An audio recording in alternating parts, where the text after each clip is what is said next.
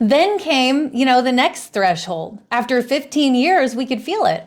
There was a stirring, there was a restlessness, a whisper, just like before, You were meant to live for so much more. Have you lost yourself? Except for this time, the whisper said, it's time to evolve. What is next? This has been an incredible 15 years, but what is next? We were tired in a way we had never been before. And then the pandemic hit. It's like, okay, another big dragon, another huge, unpredictable setback. The pandemic forced everything to a standstill. Overnight, the wellness industry changed completely, dramatically. Studios like ours, which were built on community and gathering and shared breath and togetherness and closeness, faced a completely new reality. One that wasn't aligned with how we had always served.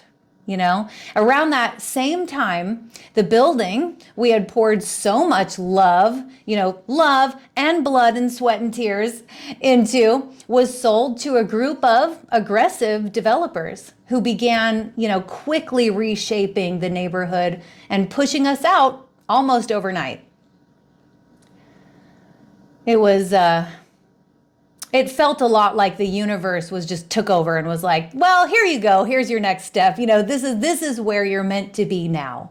It became clear that the external landscape, both in our industry and in our local community, had shifted in ways we couldn't and didn't want to fight against.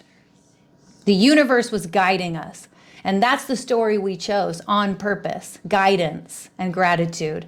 And in that space of truth, we realized it was time to choose again.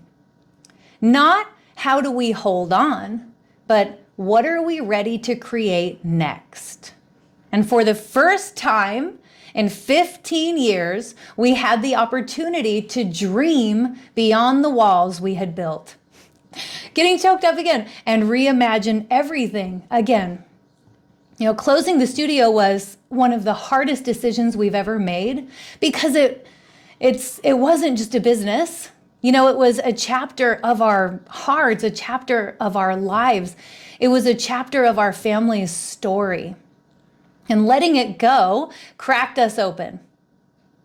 But it also set us free because life on purpose teaches you every ending carries the seed of a new beginning. After the grief, after the letting go, we realized we weren't losing the dream. We were expanding it. The dream wasn't ending, it was evolving, and so were we. We realized we could reach more people, serve in deeper ways, and create even greater freedom by taking our work online. And for the first time in a long time, we weren't just maintaining something we had built. We were reimagining our future. And that felt incredible.